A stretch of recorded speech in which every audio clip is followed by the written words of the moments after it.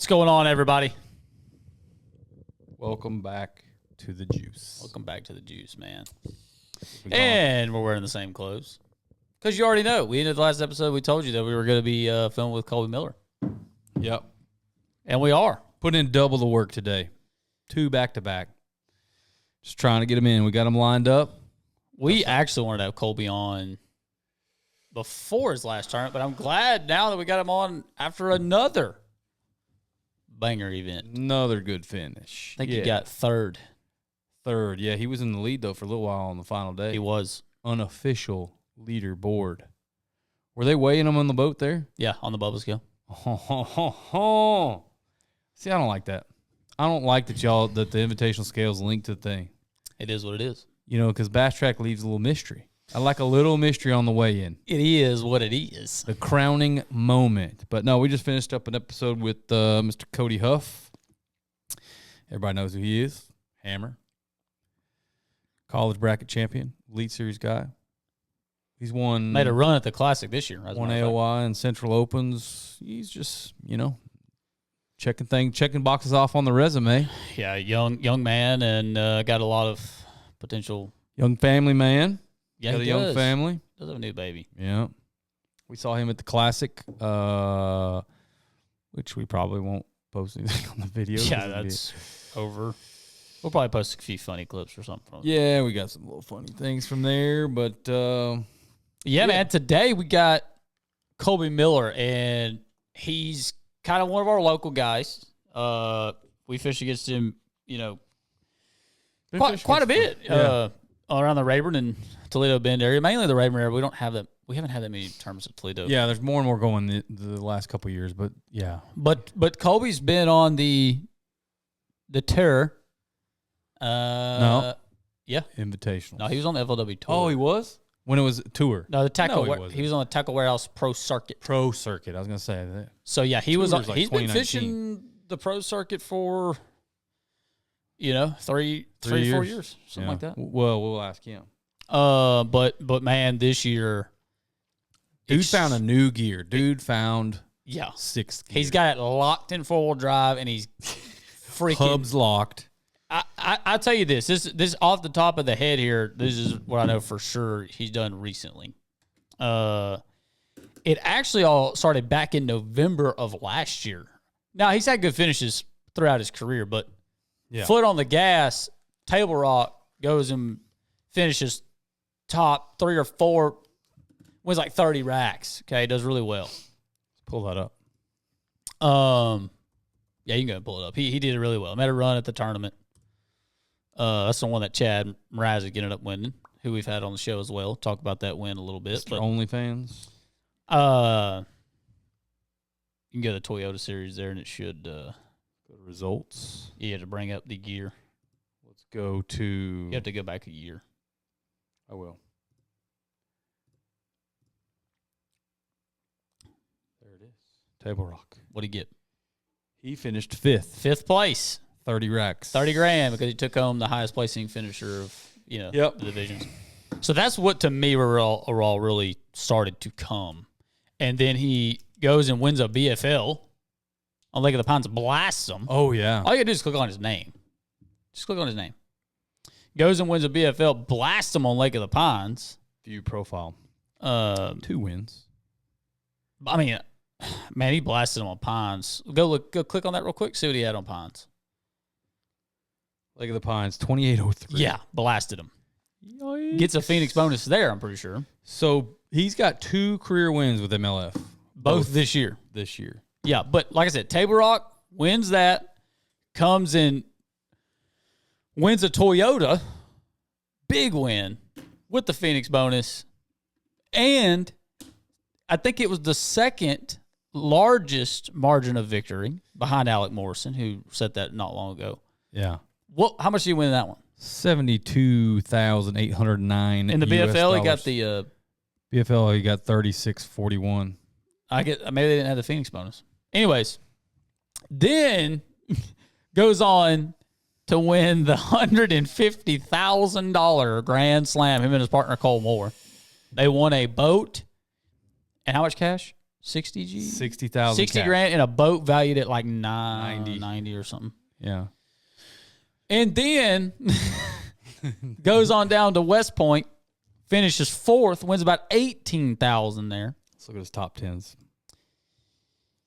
And then goes. Hold on. 2024, he's got 1, 2, 3, 4, 5 top 10s. Wow. And then after West Point goes down to Kentucky Lake and finishes what?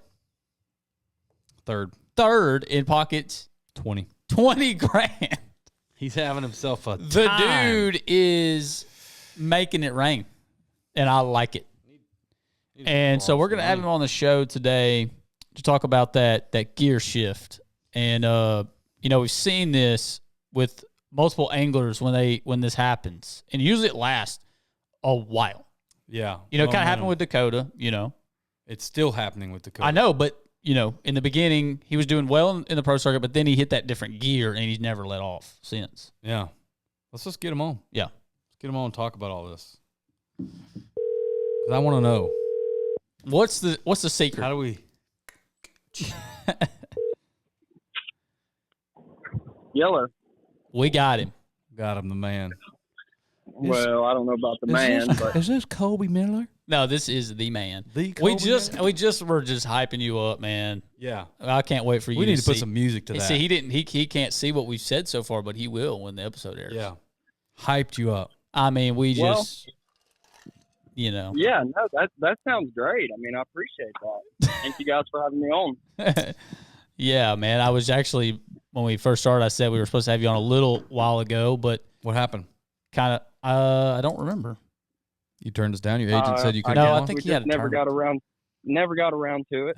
He was busy. I think he was working the Red Chris or something. Oh, yeah. I think that's what it was. But anyways, I kind of said I'm kind of glad we didn't because you went and had another good event, and man, we're just here.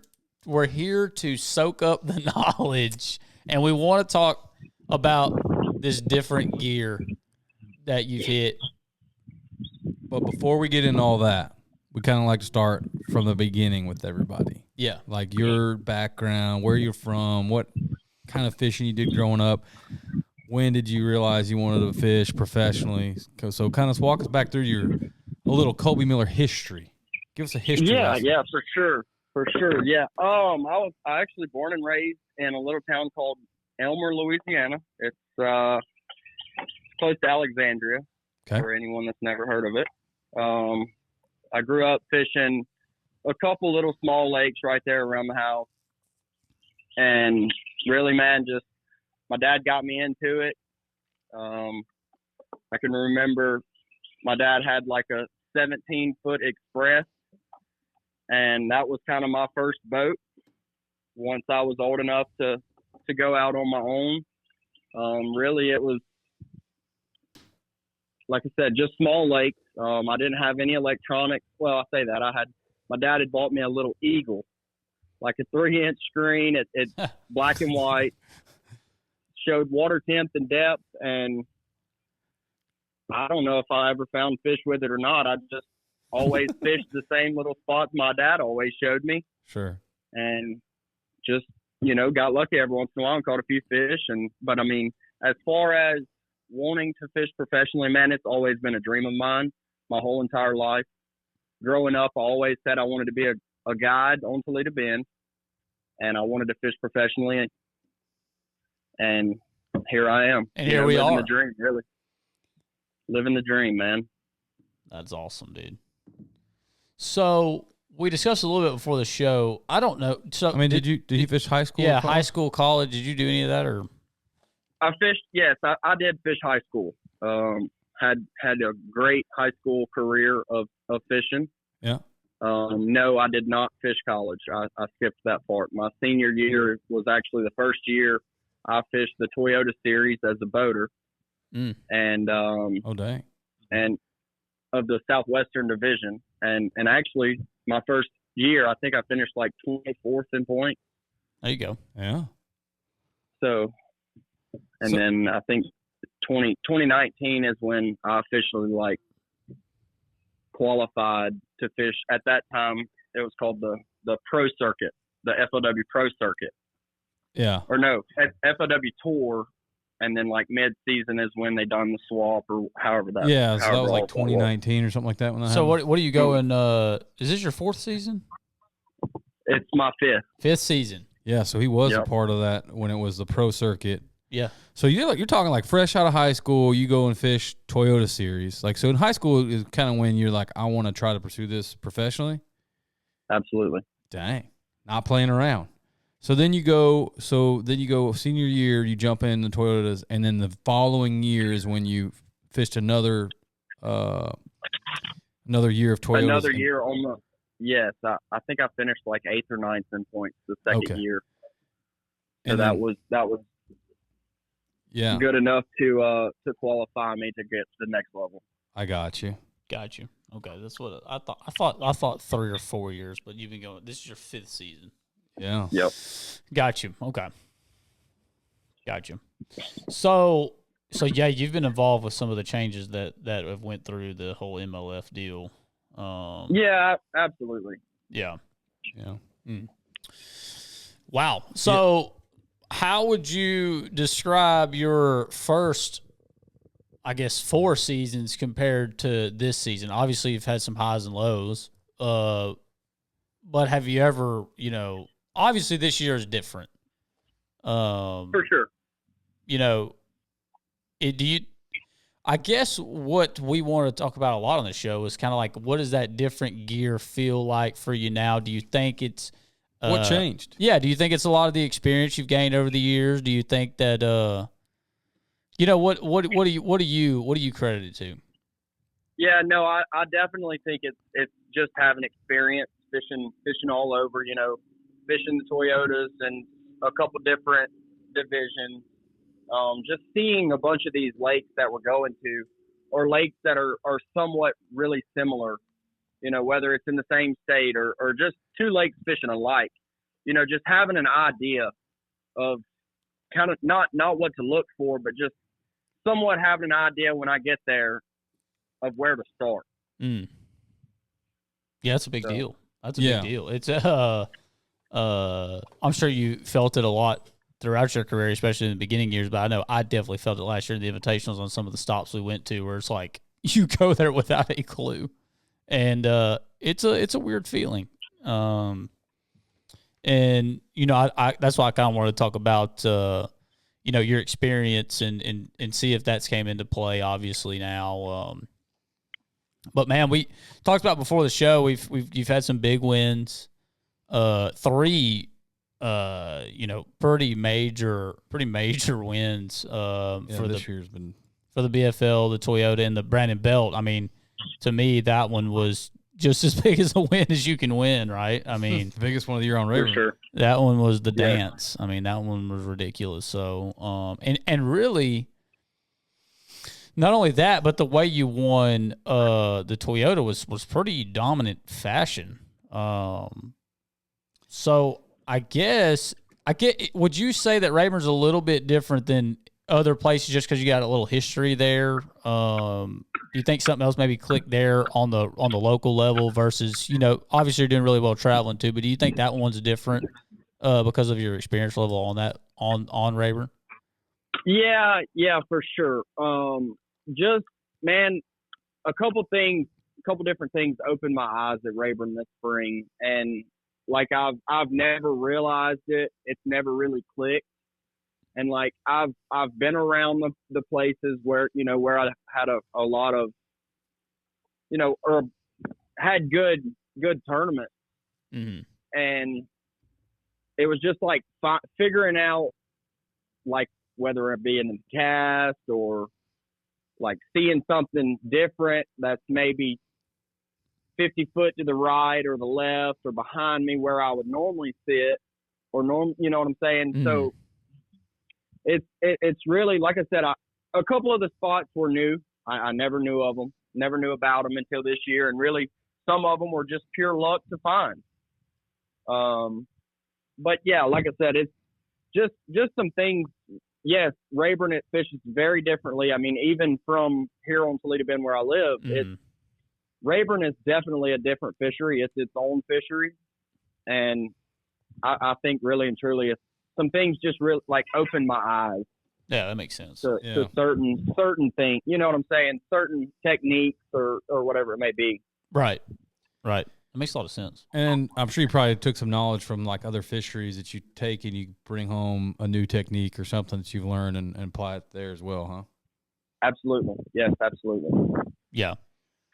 So do you feel like Wyatt and I have this conversation all the time when we compare, he fished the Invitational with you last year, and then, myself fishing the Opens, traveling, what we've learned a lot and we've applied a lot since then this year is the ability to just kind of fish free. Do you feel like you kind of just like loosened up at some point and just 100%? Yes. Just always fish with an open mind. Mm-hmm. Don't try to make something happen. Just let it happen. Yeah. Like if it's gonna happen, it's gonna happen. If it's not, it's not, and you just can't force things. Yeah. That's a big statement. Because you can't. You can only control so much, right? And I think correct. That's where a lot of people get so caught up. I know I did for sure in several events. We've all done it. You get so wrapped up into doing well that you really block off your natural ability and your natural instinct, honestly. Correct. I think that stress wall blocks that off, and that's not good. That's not good. That's a bad thing. And it's almost like you're better off not giving a single crap about how you finish the event than stressing too much about it, honestly. For sure. So, that's a huge statement. So did you kind of have a realization of that? I mean, did you like have it? I mean, it almost feels like there was like an epiphany. I know if we're trying to force you to say. Yeah, did you smoke ayahuasca? What did you do? Wait, I missed that. Say that again. I said, did you smoke ayahuasca or what did you do? He's saying you went and saw a shaman. No. Did you go hang out with, what, doesn't Aaron Rodgers smoke ayahuasca? I don't have a clue. I'm pretty sure he smokes ayahuasca, dude. Colby, tell us the truth, man. What did you smoke? Oh, my God. No, I don't smoke anything. No smoking for me, dude. No, it's just super impressive to watch somebody just gain all this momentum and you're just like leaning in. Yeah. That's what's probably the most impressive thing. We were actually just comparing you to Dakota Ebear on that, how he's kind of like all of a sudden, not necessarily all of a sudden, but like when he did turn that switch, he never turned it off. You flick the switch, it just went. He hasn't turned it off now for the last couple of years. Yeah. Yeah, for sure. I hope that's how it happens for me. I've honestly had some terrible years. I've got my absolute butt kicked, not only at home, on the road. Yeah. And really, like, that's what's crazy. Like, some of the tournaments, it was just like I was one or two bites away. Not from, like, being top 10 or nothing like that, but, being top 30, top 25. And some tournaments I had them on, and it's like, man, if I just could have got one of those in or whatever, I wouldn't have been in the 80s or 90s or 70s. I would, you know what I'm saying? Yeah. One more bite that I might have had and lost or whatever would have made a world of difference. And I mean, really and truly, man, this year there's been a couple tournaments that I've lost fish, and it's I'm not going to say cost me the win, but cost me from being a little bit higher. Like I said, even though I've had some great finishes. Yeah. No doubt. So what do we got left in the invitationals? So next we have Eufaula, Alabama. Then we start heading up north. We go to Detroit River, which is in the middle of St. Clair and Erie. Yeah.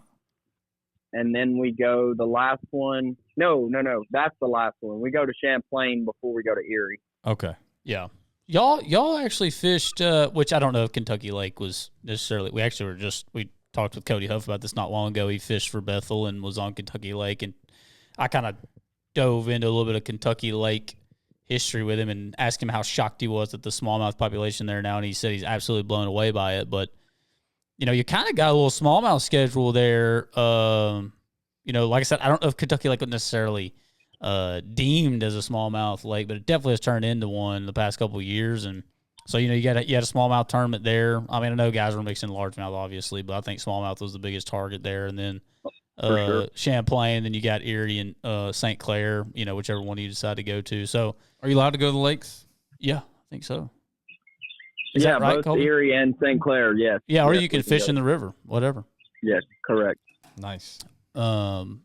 Which I don't know much about that, but I would have to guess that you might want to go to one of those lakes. I don't really know though, so I don't either. Yeah, for sure. But yeah, and you've had smallmouth have treated you pretty good, like Yeah, they really have. They really have. And I don't know what it is about. Go ahead. I spent like a month and a half 2 years ago in just New York trying to learn. Like my rookie year on tour, I think, is when I first went to Erie and St. Clair, and like I thought from what I knew, my knowledge, I thought I'd figured them out. Thought I could catch like 15 to 16 pounds a day, and in my opinion, I thought that was good until the tournament started. And if you don't have like 17 or 20, you suck.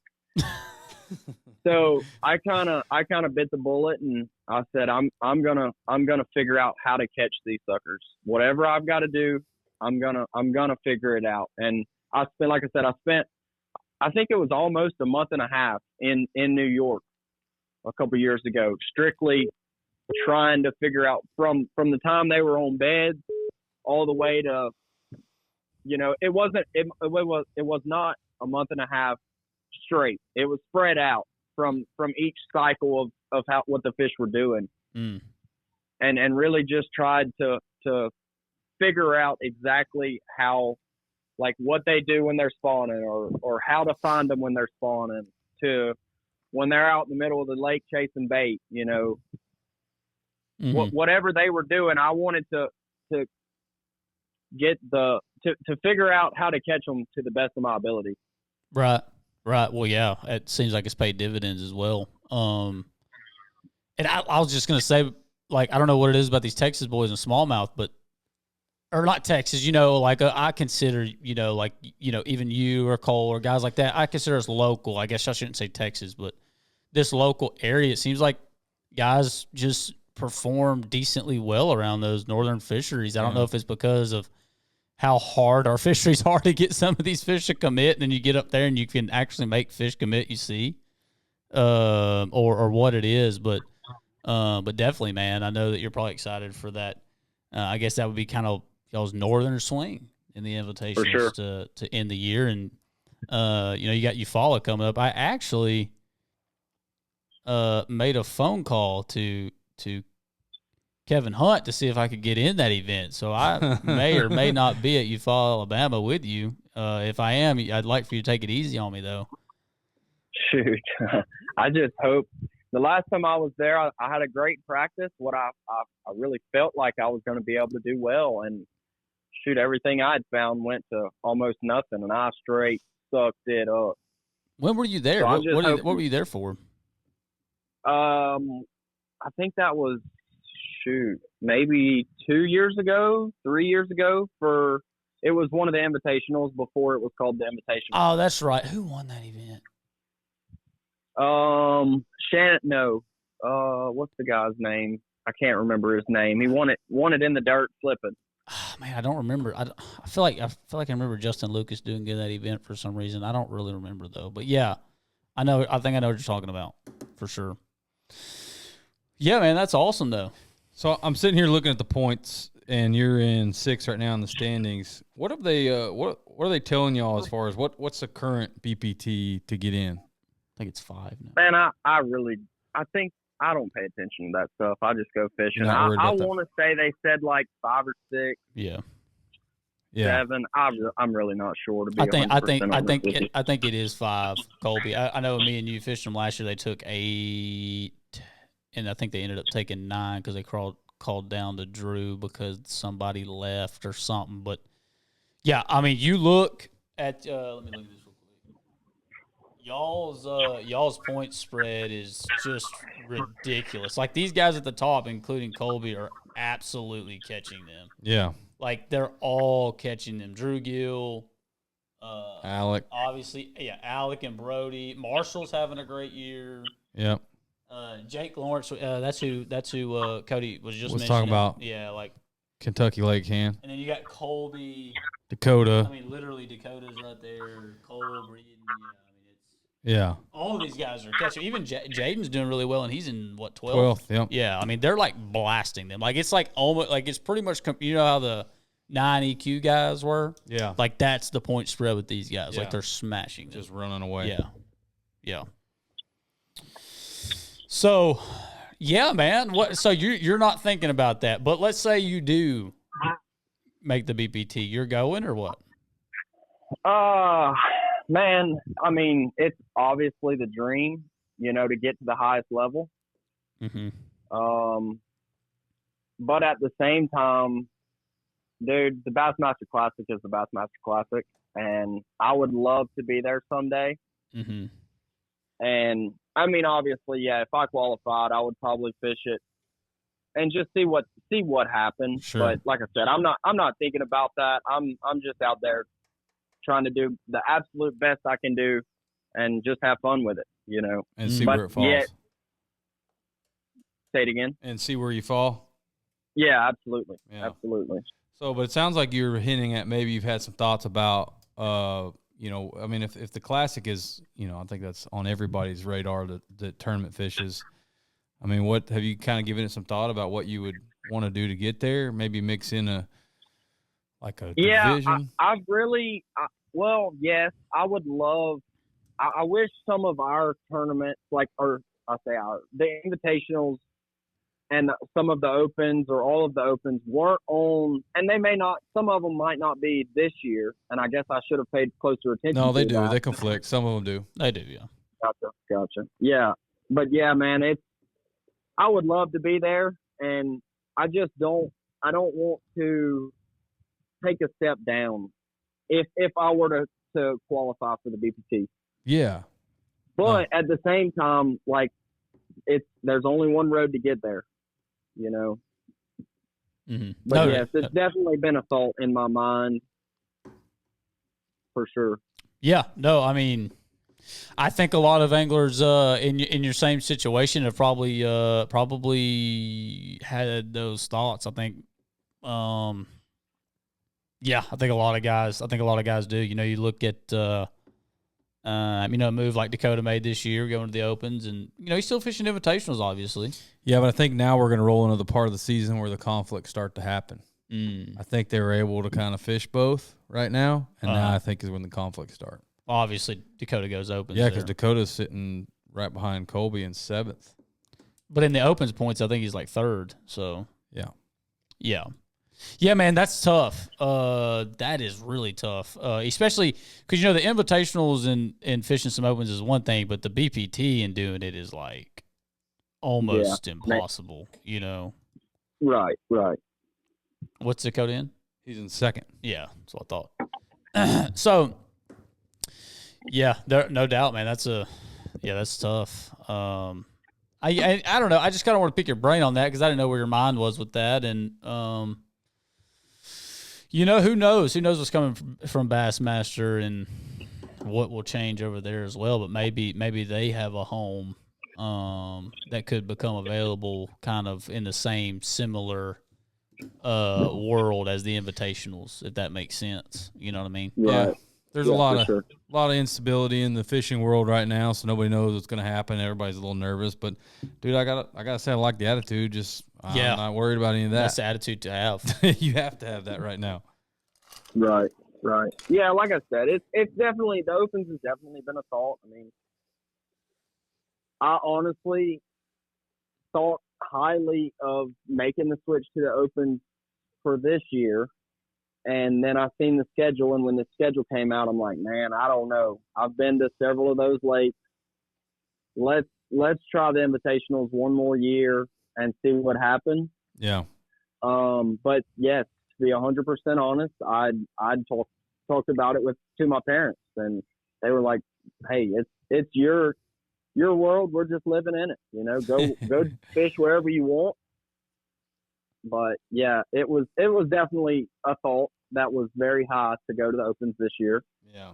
And as of right now, I'm very glad that I didn't. Yeah, no kidding. I think You know, maybe I would be doing as well at the Open. Maybe not. Probably not. I think the competition's pretty stiff on that end. Yeah.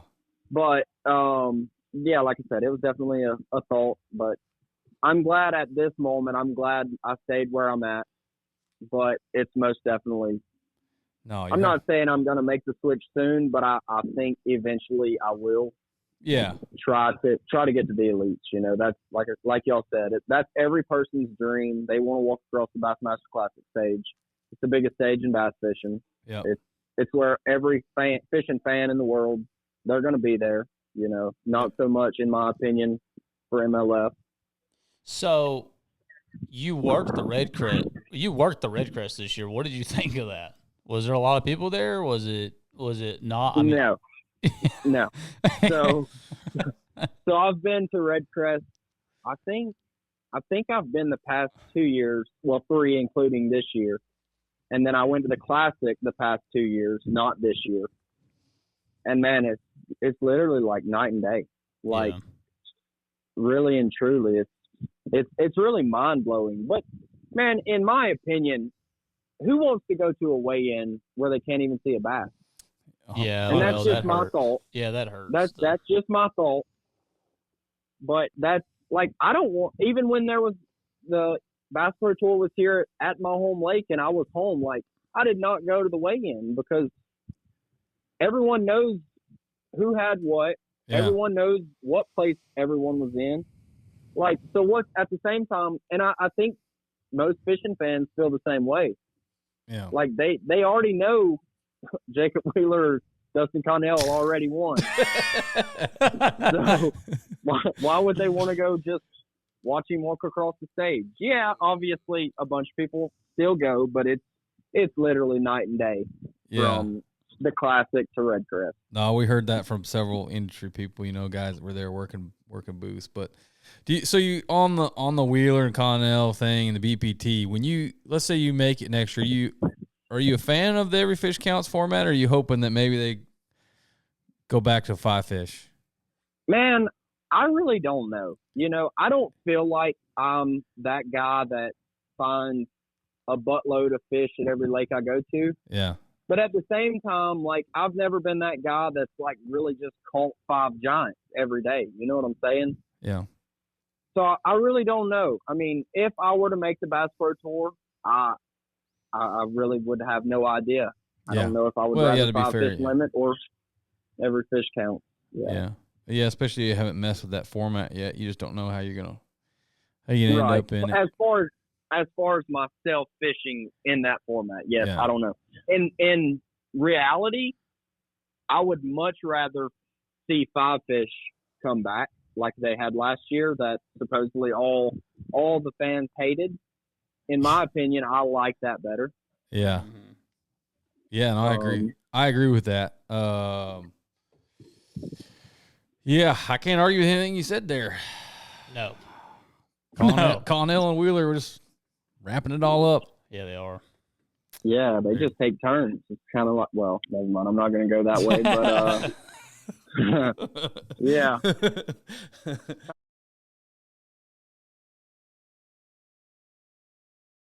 Well, I probably shouldn't have said that, but hey, that's kind of the truth, man. Them dudes they're on another level. Yeah, like really and truly, those dudes are on another level. They definitely dominate in that format for sure, and they dominate.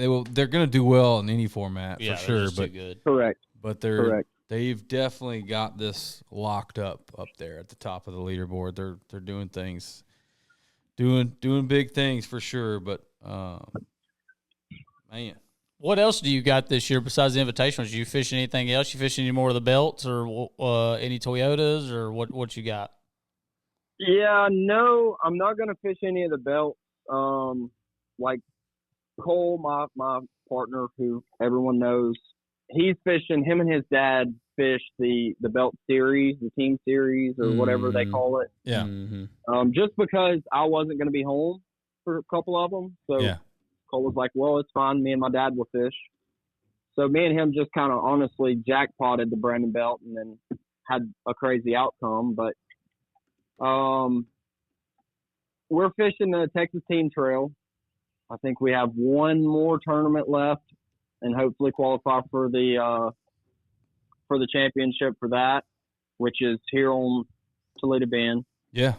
And then one Toyota left in the Southwestern division. I'm trying to run Cole down. He's in AOY. I think I'm like 20 or so points behind him. It's at Eufaula, Oklahoma in a couple weeks. Oh, yeah. So going to fish that. And then, like I said, the invitationals, we have 3 more left. And then I'm probably going to make the swing, the drive up to Champlain and St. Lawrence for the Northern Swing Toyotas. Yeah. Gotcha. Okay. Or Northern Toyotas, I should say. Yeah. Gotcha. That'd be cool. Okay. How do you still enjoy that team atmosphere just as much as you always have, even after fishing, like solo so much, in the Toyotas, Invitational, stuff like that? Man, really and truly, like me and Cole's been fishing together since we were, 15. And, dude, we have a blast. Whether we catch them or not, we have a blast. We cut up all day long. Yes, I love fishing team tournaments. Whether it's a 3-hour jackpot, evening tournament at home, like me and Cole will bust our butt to get to the boat ramp and just try to fish just because, dude, we just have a blast. Yeah. I enjoy fishing solo, but at the same time, it's like, man, days when you're stuck in and fishing sucks, not just you, and like it's boring out there, man. Yeah. Idling for or practicing for 3 or 4 days or 2 or 3 days and then going fishing by yourself. Man, really and truly, it's boring. Yeah. Yeah, no, you're right. Yeah. So yeah, I do enjoy fishing team tournaments. Yes, absolutely. Yeah. All right. So then you're going to help us convince Brandon Belt to put on pro team series. Yeah, what do you think about that, Colby? What do you think about that idea? What do you think about throwing up a $5,000 entry fee No. per team? No, 10,000 per team. Oh, I don't know about all that. 5,000 a man, real cheddar. We're fishing for Jesus $500,000. Christ. Yeah, man, really and truly, I mean, it's a great idea, but at the same time, how many guys would actually pay that? I think that's definitely going to take out the weekend guys. Oh, yeah. Well, we're talking like a pro level, 100 teams or whatever it is, 50 teams. But think about this. You pay $5,000 for an entry fee right now, don't you? Yeah, absolutely. Yes. Okay. So if Cole was in the invitationals, he'd be paying $5,000. So you both be paying $5,000. Now you're just putting your money in the pot for a bigger pot. Right. Yeah. Yeah. I mean, like I said, I would probably be down to fish it, but I don't know how many guys would actually. Oh, if you build I think that would be a slim field. Yeah. Oh, no. They're coming. You would have to build it to where sponsors would sponsor teams. Yeah. Think about how I much. think that would be very hard. Yeah, I just think it was going to be so much more entertaining. Oh, it would be freaking awesome. That's TV. That's how you would get. be awesome. That's how you get people who don't like fishing to watch fishing. Oh, it would be that person-to-person interaction on the boat. Yeah. 100%. Yeah. Let's do it. Come on, Brandon. Whoever. Brandon's gonna. Oh, Brandon's crazy. Brandon's gonna wuss out. You're gonna wuss out, aren't you? Brandon's crazy as he'll do it. I don't think he will. He'll put up $1 million. I don't think he'll do it. He will. He's crazy. $10,000. Do it right now. $10,000 a team. We're in, aren't we? Yeah.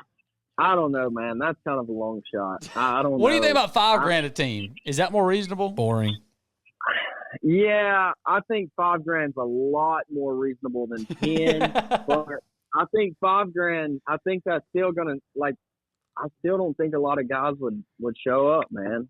I'm talking like a pro maybe circuit. For yeah. Well, I'm saying I think you might draw a good number of guys in maybe a one tournament deal, kind of like the Grand Slam that Brendan does. But I don't know if you could do like an actual circuit. Oh. You might have to start off with a one tournament deal, and if it got big enough and you actually had like organizations sponsoring teams. But I could see where if you had the schedule right, like Wheeler and Connell would show up as a team. What? Or Colby Miller and Cole Moore Yeah. Oh, yeah, no. Come on now. You know what I'm saying? Dude. I'm on the same track Randy as y'all. Blockett, Ben Milliken. Yeah, that would definitely be number one team, boat number one. Blockett Team, might become a scoper. That would be the first team that actually entered. Right. Yeah. Yeah, the front of the boat would have graphs, the back of the boat would have 0 graphs. Yeah. Vice versa. I think some of them teams would absolutely suck because they're so like dominant on the front of their own boats that there's an art to team fishing. They wouldn't know how to work together. There's an art to team fishing. But everybody grew up team fishing. Everybody who's a fan of the sport and tournament fishes is, at the amateur level is teams. So, I mean, you get to see how professional level teams. I'm talking like guys that don't fish elites, guys that don't fish BPTs. Like they're gonna quit those to go fish.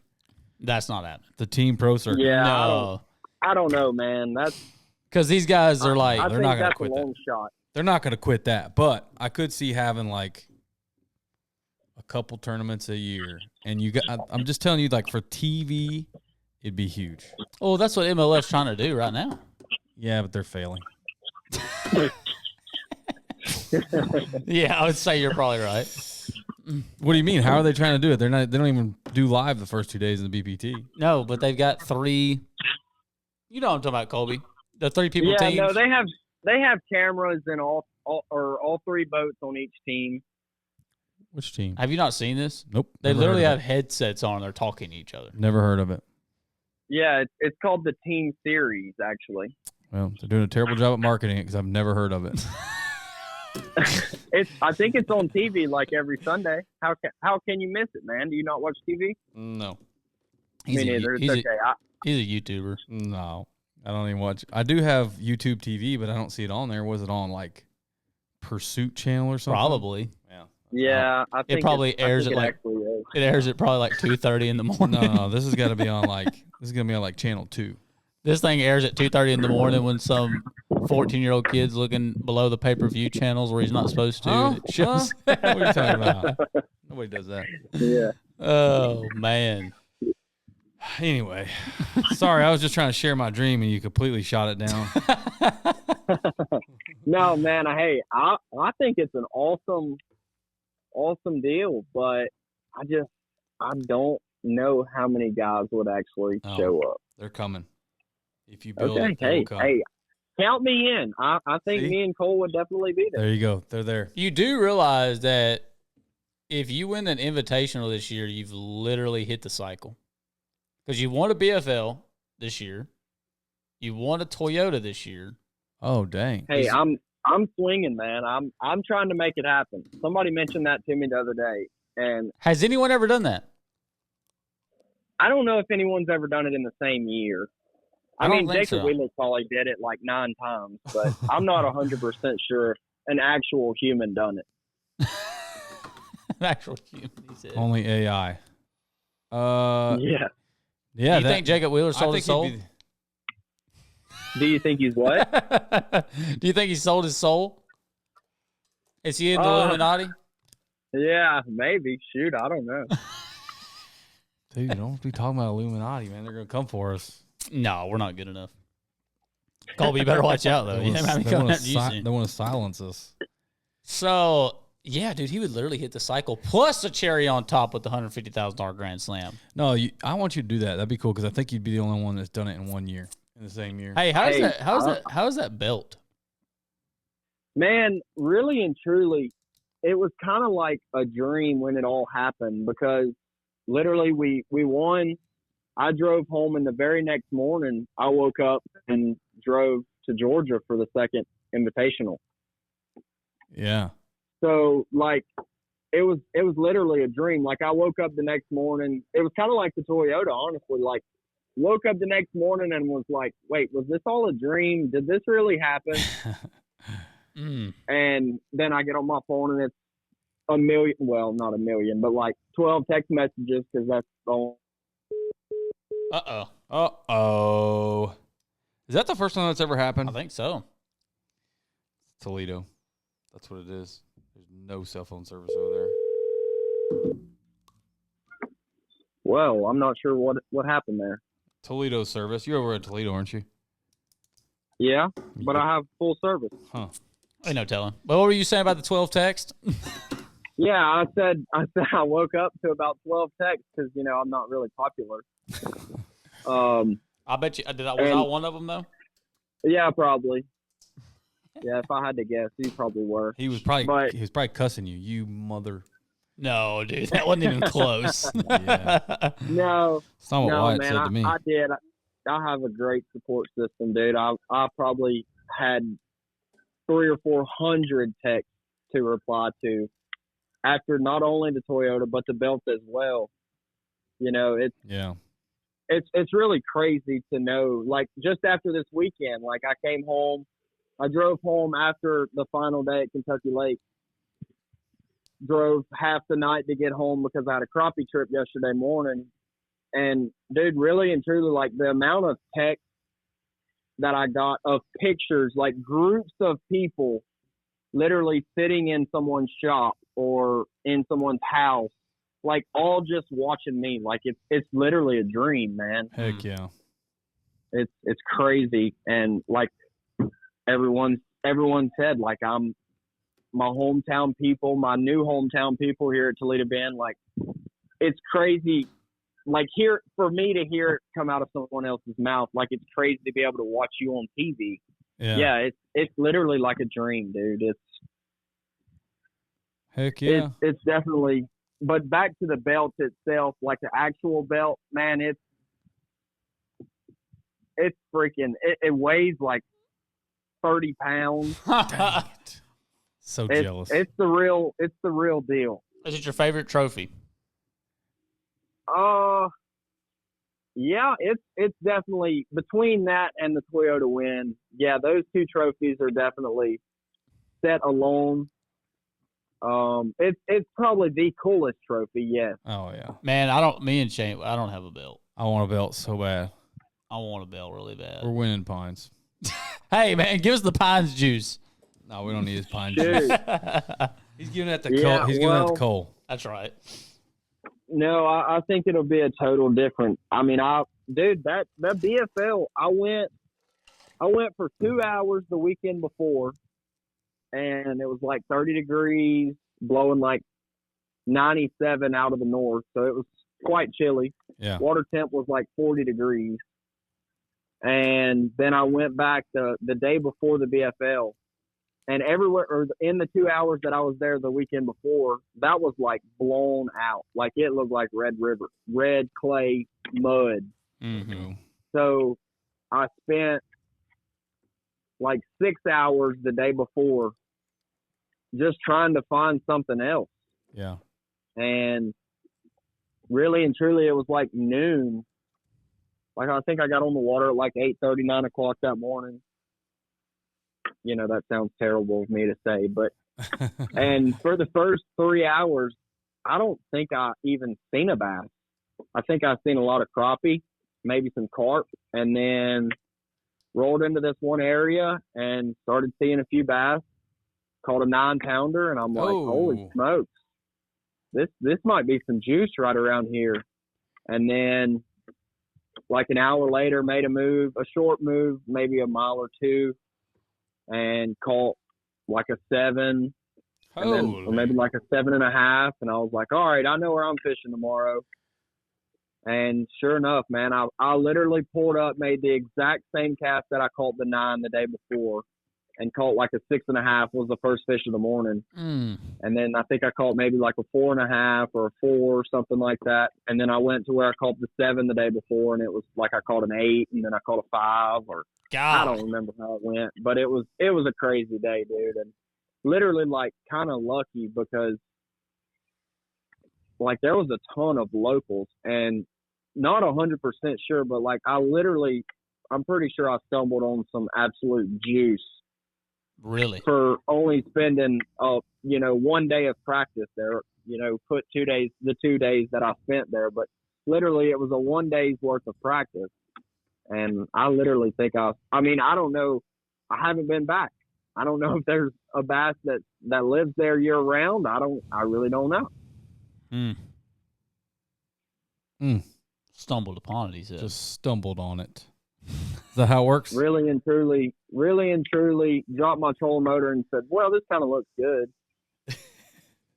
That's and awesome. yeah, I think that was kind of like one of those deals where I was talking about Rayburn, like just figured something else out, like a little to the side or, whatever. I really think like that. The two spots that I found was just really, I think, luck. I think a lot of finding like juice. Well, like you got to know what to look for. That's what I mean. But at the same time, like to find some juice, I think it's got to be pure D luck. To like I said, you got to know what to look for, obviously. Yeah. But to find a crazy juice hole, kind of like what me and Cole found at Rayburn.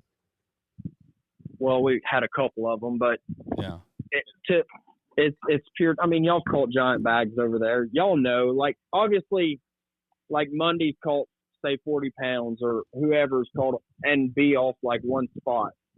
Mm-hmm.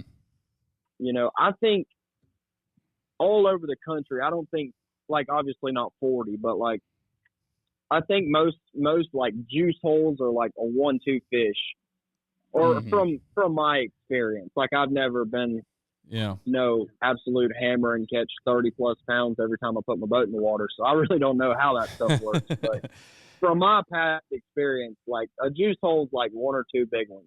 Yeah. Oh, that's pretty much on par for us. Yeah, and I think it's pure D luck to be able to find something like that, Well, I mean, you got to put yourself in the right areas, so it's not necessarily 100% luck, but like I said, you got to know what to look for. Sure. Yeah. So things of that nature. Well, you've definitely figured that out. Yeah. So. You got anything else? Well, I've just been getting lucky, man. Well, I have a feeling you're going to keep getting lucky. I hope the luck never ends. I want to be like y'all talked about Dakota Ebear, when he just started smashing them every place he went. I kind of want to be in his shoes. No doubt, don't we all? Or Wheeler or Connell. I mean, yeah. You might wear a slightly bigger size shoe, but yeah, I mean, I get it. Not much. Oh man. Yeah. He said, "Yeah." Well, dude, we appreciate your time. We appreciate you coming on. You took a break from brush piling, huh? Yeah, man. You made too much dang money. We're gonna have to hire somebody for that. I mean, we're gonna. No, man. Hey, dude. People will tell me all the time, I'm crazy. Why do you want to be a crappie guy, dude? I honestly enjoy it. Like, really. I mean, don't get me wrong. When you're guiding 7 days a week for say 3 months out of the year, yeah, don't get me wrong. I wake up and I'm like, man, I don't want to go crappie guiding. But dude, really and truly, like I have a great group of clients. Like all of our clientele is pretty much repeat at this point. And dude, we have a blast. Yeah. We cut up and try and catch as many fish as we can, obviously. And yeah, the brush pile, sink in the brush, that sucks. But at the same time, there's always 1 or 2 tournaments that we can depend on some of that stuff. Yeah. So it pays off, Yeah, that makes sense. It's definitely work, but like I said, it's fun work. Once again, it's most of the time me and Cole, and like I said, dude, we have fun. We're always cutting jokes. We're always picking on each other. Yeah. We make the best we make the best out of everything we do. Right. And that's all you can do when you're having fun. When you're having fun, not all the time, but you're having fun. You're doing well. Yeah.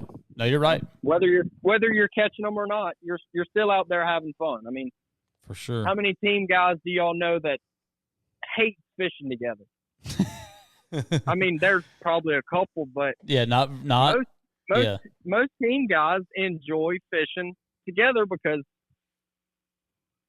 somebody's cutting joke before the day's over. Oh yeah. Having fun. We have a blast. Definitely. For sure.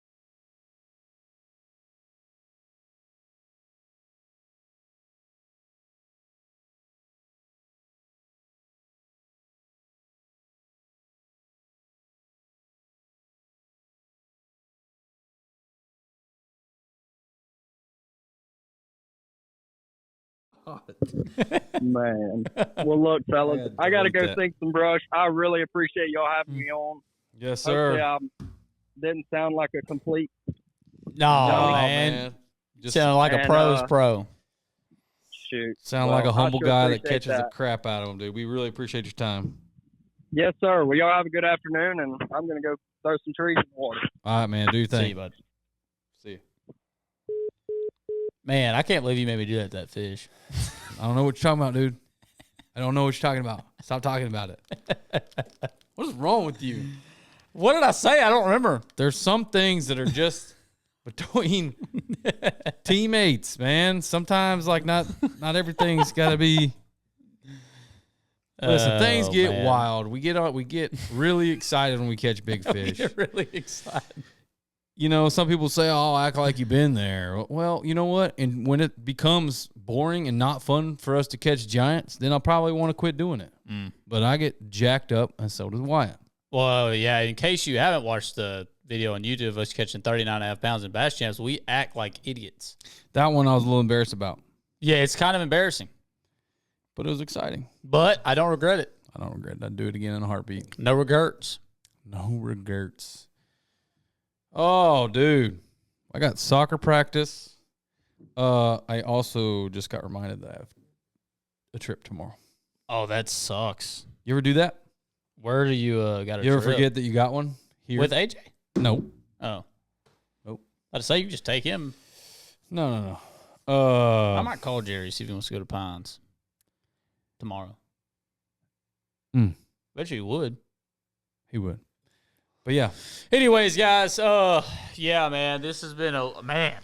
doing back to back is tough. It is. It's a lot. It's tough. It's like tough. if we had like a studio where it was like we're in recliners and yeah, these stools are like, uncomfortable. This isn't the most comfortable thing. It looks cool. It does. We've had a lot of compliments on the. What does this thing do? That was the LED bar that we had on the front. That Oh, okay. I was about to say. I was about to. It won't do anything right now.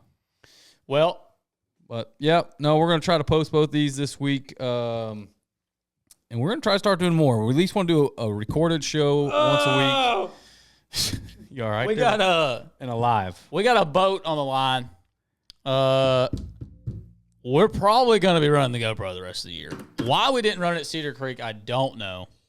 We would have loved to have that footage. No, there was some really cool footage. Made some really good decisions. We didn't really talk about Cedar Creek very much. The fact that it was more like a fishing tournament. Oh, we didn't talk about that tournament at all. Did we even turn the scope on the second day? It wasn't working, so no. Well, but we weren't using it. That's the point I'm trying to make. No, I did scope on day one. You scoped one on day one. Did we weigh that one? Yes. It's like a 3.5 pounder. It was really cool. My Yeah. scope, all I could see was about 20 foot in front of the boat. Yeah, I and don't know still what was wrong with your scoped it. unit. Oh, it's fixed now. But anyways, guys, maybe we'll eventually do something about Cedar Creek. We'll see. All right. Till next time.